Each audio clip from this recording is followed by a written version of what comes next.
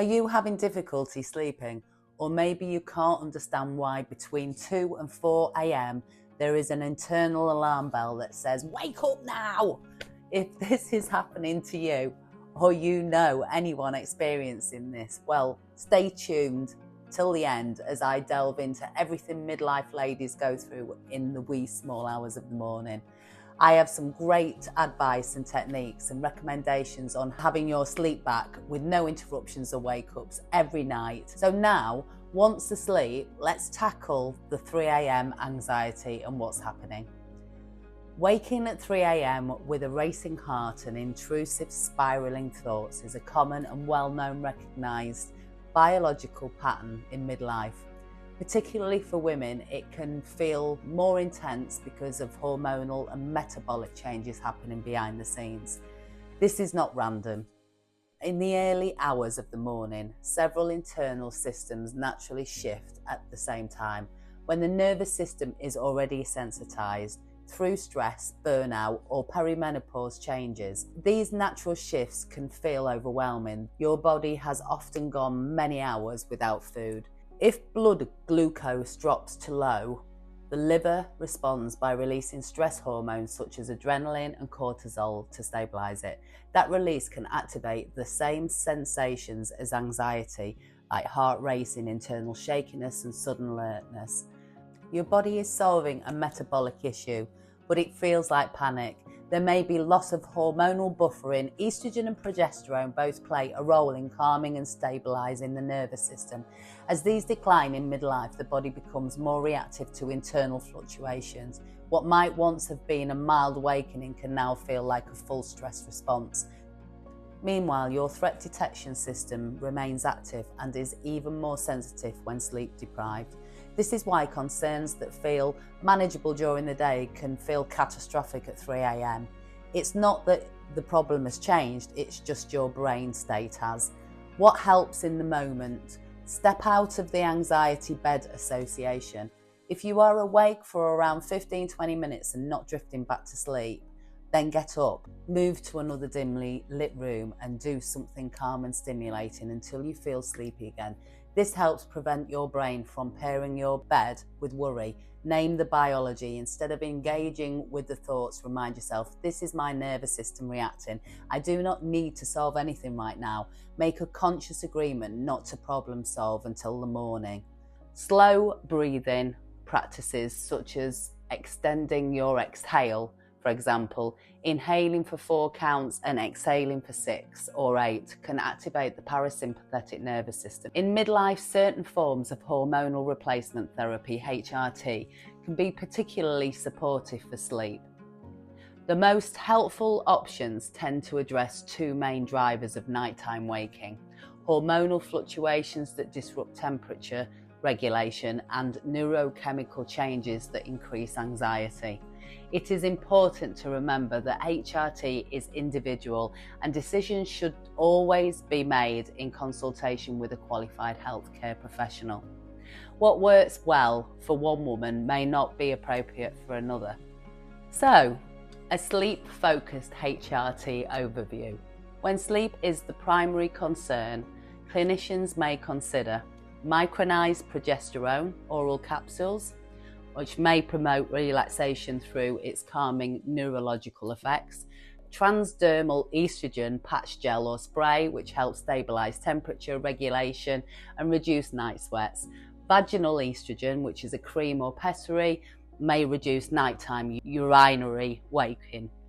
If you would like more videos specifically on HRT, menopause or perimenopause, and approaches or balanced comparisons between hormonal and non-hormonal options, don't forget to leave a comment.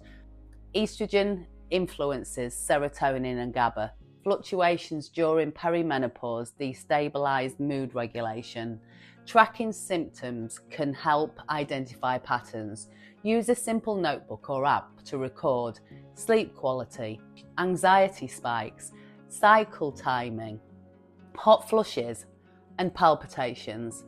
Patterns often emerge. For some women, hormone replacement therapy reduces anxiety significantly. According to NICE guidelines on menopause management, HRT may improve psychological symptoms related to hormonal change.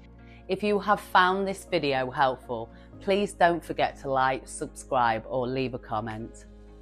Bedtime snacks to support 3 AM blood sugar stability. If early morning waking is linked to a drop in blood sugar, a small balanced snack before bed may help prevent that sudden stress hormone surge. When glucose dips too low overnight, the body releases adrenaline and cortisol to stabilise it. That surge can feel like anxiety. The aim of a bedtime snack is to provide slow, steady fuel that carries you through the night. The simple formula, protein plus healthy fat plus complex carbohydrates, combining these 3 elements, help slow digestion, avoid sharp spikes and crashing blood sugars. Simple sugars on their own, such as biscuits, sweets and juice, are more likely to cause rapid rise followed by a huge drop, which can indicate the chance of a 3 AM wake up again. Fruit and nut butter, and this can help. The fibre in the fruit slows the absorptions of natural sugars, while the nut butter provides protein, healthy fats that digest more gradually. So, for example, you could do a small apple or pear with 1 to 2 tablespoons of almond or peanut butter. Greek yogurt is excellent with walnuts. Why it can help? Greek yogurt contains slow digestive protein, which provides sustained energy. Walnuts naturally contain nutrients associated with relaxation and sleep support. So, for example, half a cup of plain Greek yogurt topped with small handful of walnut pieces. Oatcakes with cheese or hummus. Whole grain oatcakes release energy slowly. Pairing them with protein and fat from the cheese or hummus helps maintain more stable food sugar levels overnight. So 2 oatcakes with a small slice of cheddar or a spoonful of hummus. When to eat. Aim for around 30 to 60 minutes before bed. Portion size, keep snacks light, roughly under 200 calories. Large or heavy meals late at night can cause discomfort and disrupt sleep. Not all 3 AM wakings is related to blood sugar, and this approach may not be suitable for everyone, particularly those with diabetes or other metabolic conditions. Always seek professional advice from a healthcare professional if you're unsure. The goal is not to control your body, but to support it gently and consistently.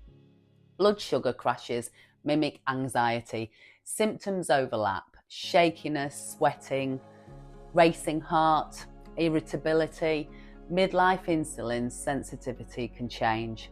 Practical strategies: eat protein with every meal, avoid skipping meals, reduce refined sugar spikes, pair carbohydrates with fibre and protein. Even small stabilisations in blood sugar reduce sympathetic activation. Caffeine in midlife, why it can suddenly increase anxiety. In your 20s, caffeine may have felt energising and manageable. In midlife, however, it can begin to feel overstimulating.